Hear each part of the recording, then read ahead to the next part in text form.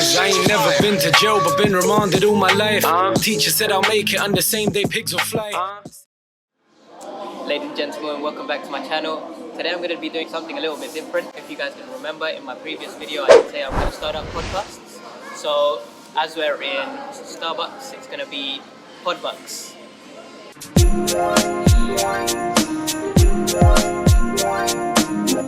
Today we've got Salwa with me, and she's going to be the first kind of little interviewee who's going to be telling us all about makeup and the makeup industry. She's also known as Sweet and Salwa, which is her YouTube channel, so please do give it a little like and a follow. I'll leave the link in the description down below later. I'm going to go over to Sal straight away first of all, just so you can kind of get to know her background, and I've got a few questions for you as well, just so you can tell me everything about yourself too. Okay? So go for it. About the makeup industry, why makeup? I think you just find something that makes you, that just clicks for you, and then you just got to go with it. Right. So for me it was makeup, it was anything creative. Makeup is creative, fashion, makeup, beauty, all that stuff is creative, so I always like to go for something down that line where my thinking can be free. Yeah, sure. And I can express myself. So you're quite an outgoing person? Yeah. Yeah? Yeah. Probably why you chose YouTube then? Well, I guess so. Yeah, I've been putting it off, but we'll see how it goes. Oh, that's good, that's good. So, in kind of makeup, is it pretty much the same as when you plan to become a doctor or an accountant? You kind of sit there going, you know what, I'm going to study to become a doctor? Or do you just sometimes just wake up in the morning and think, damn, I look quite good. I've done this to myself. I've done this to myself. Exactly. So I'm going to go into makeup. How does it work? I think it's just, I think from a young age you kind of know whether you like academics or you like to think outside the box. And with anything in the creative field, like YouTube for example, makeup, whatever it is, it's thinking outside the box. Sure. And it's so difficult when you come from an Asian background as well. There's always standards, like you either be a doctor, a lawyer, or an engineer. Exactly. That's it. Those are your three career paths. Agreed. But I don't know, like I've always been more creative. Even like for example my dad, he was never academic either. His dad wanted him to be a doctor. Oh, okay. And he was like, no, not happening. So he started his own business.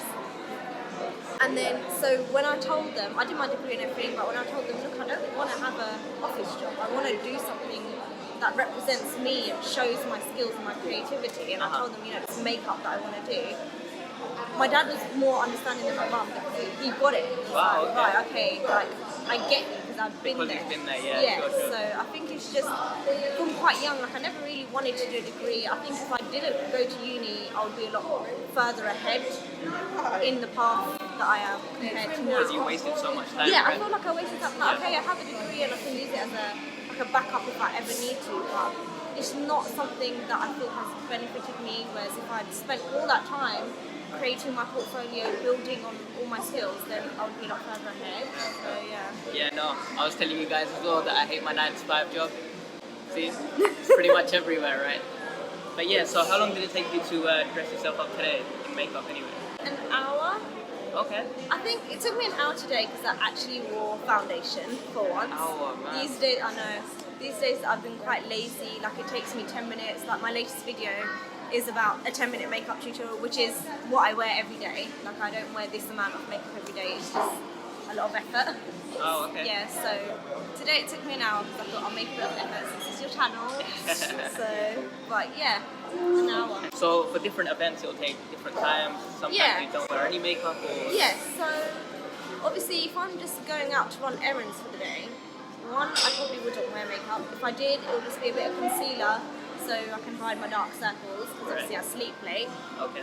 Compared to if I'm going to work, I make a bit more effort. But where I work in makeup 6 days, 5 days, 4 days in a row, it's a lot of stuff going on your face. Yeah, so I keep it quite light for work. And then obviously if you're going to like an event or a wedding or something, you have to go all out to match, to match your clothes and the rest of it. Yeah. It is good to give it a break, but as long as you've got a good skincare routine, by the way, check out my skincare video. Yeah, as long as you're doing the proper skincare routine at home when you get in, you make sure you take it all off, taking care of your skin, you shouldn't have a problem. Shouldn't have a problem. So you've started off on YouTube now. You've got 2 videos now, I think? Yeah. Yeah? Yeah, so... Do you see a lot more coming? Oh yeah, definitely. This is literally just the start. start. Yeah. I've been putting it off for so long, and I finally decided, you know what, I'm gonna do it. So yeah. So why YouTube out of everything else? I feel like you can reach a wider audience through YouTube. Like, okay, I've got my little Instagram videos that I've done as well, and Snapchat videos, but Sure. they're only with people that I know. Whereas I feel like I have stuff to talk about and stuff to show that way more people can relate to. And on YouTube, it's open and available to everyone. Like, for example, my parents watch my YouTube channel now. My dad Crazy. watches my YouTube Wow, channel. okay. My aunt watches my YouTube channel. She told all of her friends, and they told all of their friends. So you can reach more people of more different ages and walks of life through YouTube. I guess, yeah, that's a good point. Makeup's like really competitive these days as well, isn't it? Like, I see, just on my Instagram, I've seen, I think, 10, 15 people become makeup artists and things. Yeah. Is there a difference between you guys? Like, I'm assuming, not being judgmental, but you probably do more like wedding and glamour makeup because Yeah, so the background. I think every artist has their own signature style, and you kind of figure it out as you do it. So when you first start out, like freelancing or whatever, you're just doing what you've been taught, and you don't really find yourself in it. Sure. And then the more you do it, the more you're like, actually, even though the rules, not that there's any real rules, Yeah. but the guidelines are that you have to do this a specific way, you're like, actually, I don't like it like that. I want to do it like this. And then you find it works for you. So you change that one little thing. You made it unique to you, and slowly you have your signature look. So I think every artist is different in their own respect, because In everyone, their own little way, yeah. yeah, in their own little way, because they all have their own signature styles. So Sure. Okay. Yeah. No, that's cool. So, I know for a lot of guys out there, especially myself, not so much makeup. We don't wear makeup.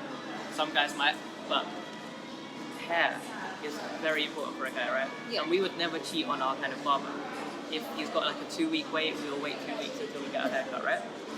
How does it work with makeup? There's so many makeup brands out there. Does that mean that you always go back to the same one, or do you mix and match? How does it work? it's like with your hair, for a girl it's hair as well, it's brows as well. Like, I would never go to a different brow lady. Okay. I would wait until my brow lady is free, because that's something you can't take off. Sure, yeah, I know Whereas what you mean. with makeup, because you can put it on, you can take it off, you can customize it, it's hard to stay loyal to just one brand. Uh-huh. And to be completely honest, no one brand has everything perfect. So their foundation might be really good, but their eyeshadows might be too powdery. So you won't get the best products if you don't branch out. Yeah, it makes sense. No, Yeah, that makes so sense. you have to branch out with makeup. The thing is though, like you said, obviously you can take it off, put it back on, whatever. Makeup's quite expensive though, right? It's not exactly, the cheapest thing. I've tried buying a few bits for people, and yeah, it's not cheap, right? Yeah, it's got to be put on that Christmas list. Yeah, literally. Some of the stuff, yeah. Okay. So, obviously, what did you do? I know you say you were working as a freelancer now as well as working.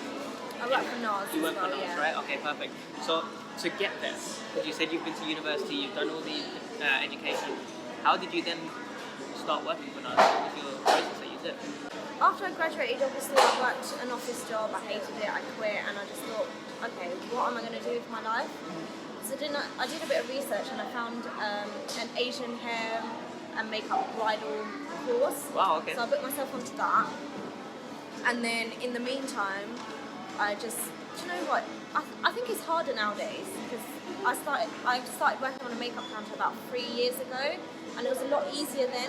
So I literally, by chance, handed in my CV at Tom Ford. Wow, okay. Where I wasn't even dressed up. Like, I was literally in jeans, trainers, hair in a bun, Yep. trying to apply for makeup jobs on makeup counters, but whatever. Like, on the Tom Ford counter, I got lucky because the manager there, she kind of interviewed me on the spot.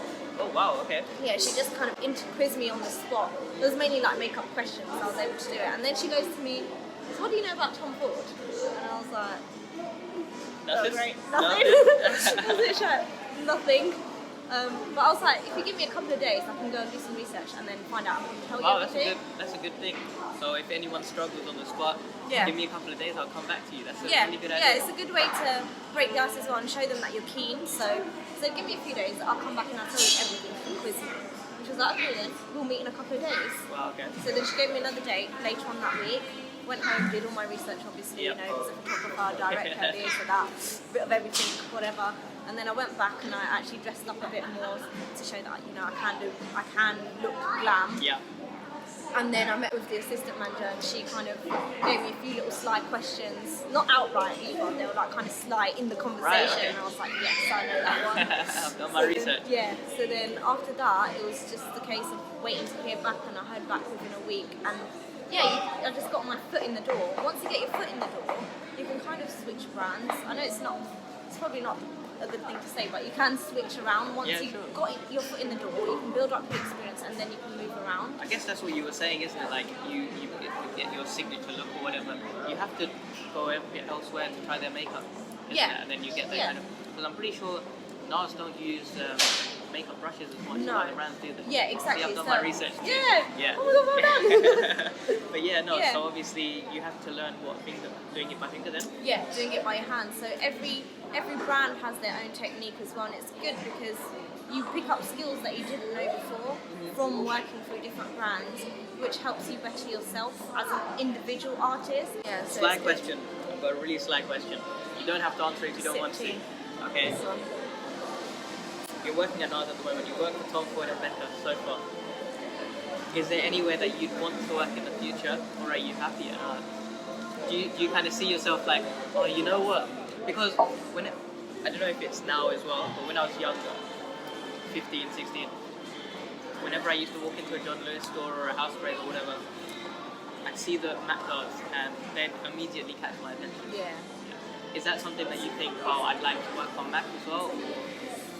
Is that person by person? I think at this point, for me personally anyway, like with NARS, because there's so much progression opportunities, I'd probably like to see where that goes. Like they have a few different schemes, like you can go into senior artistry where you can progress a bit further, you can help out backstage on shoots and stuff. So I feel like right now I'm in the brand that feels the most me. Okay. So I think I'd probably stick with NARS for a while, see where I can go with that, but ultimately the dream is to be self-employed. Like that's it.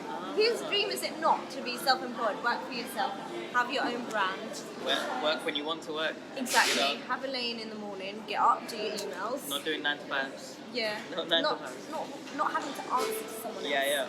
Is the main thing. Like you get to be your own boss and you get to decide. Which brings me exactly onto the next question. You were obviously talking about freelancing a little bit here and there. How did you get into freelancing then? Was it just social media or? I think it's quite hard with freelancing, to be honest, because I mean I did do more before compared to what I'm doing now, but it's hard because you have to source your clients.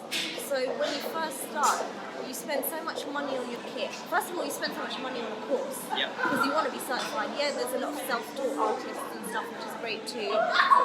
But when you have that certificate behind you, it gives people a bit more and like they trust you a bit more. Yeah, sure.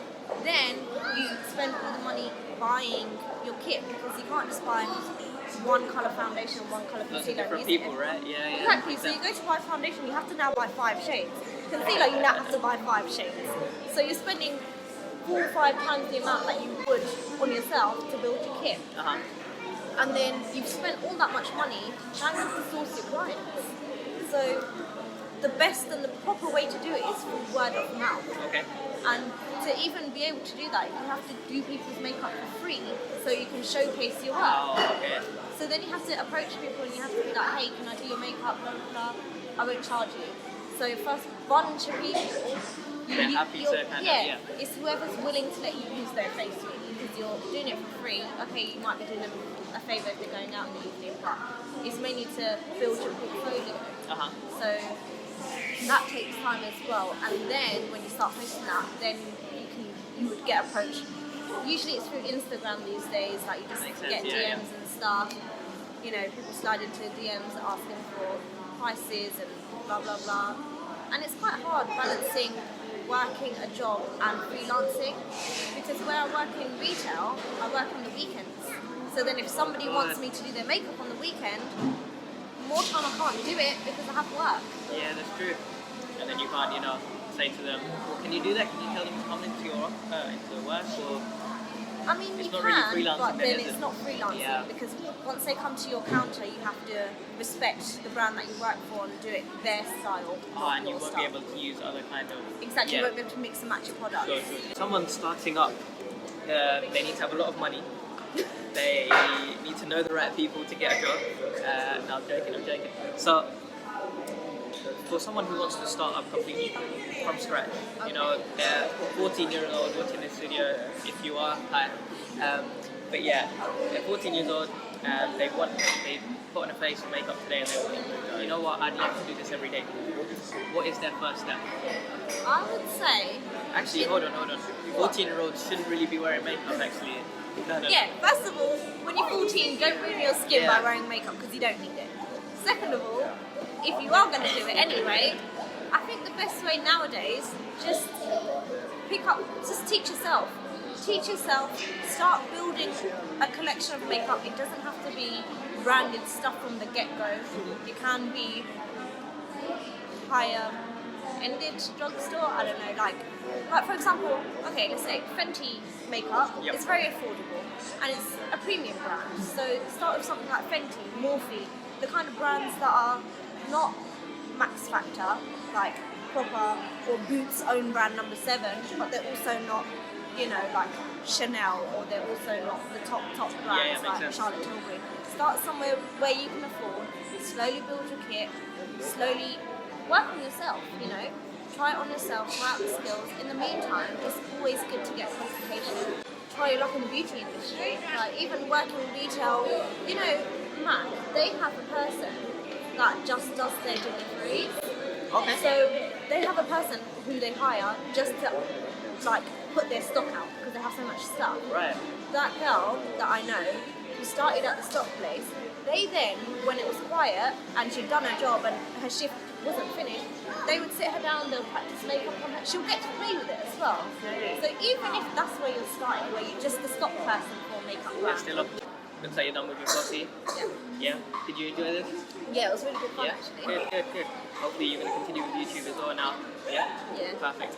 Okay guys, so that's pretty much it from myself and Salwa today. I'm going to leave a link to Salwa's YouTube page, which will be in the description down below. So give it a like, a comment, a follow, a subscribe, and also hit the bell for myself as well for more kind of podcasts that are going to be coming up. This is in Starbucks, so it's Podbucks. You know, the next one could be in a car, so it could be podcast. Who knows where I'm going to be, but it's going to be everywhere. That is Okay. so original. Hey, what can I say? But yeah, I hope you guys enjoyed this. Do let me know what you thought. You know, should I continue with this or not? And I will speak to you in the future. So peace.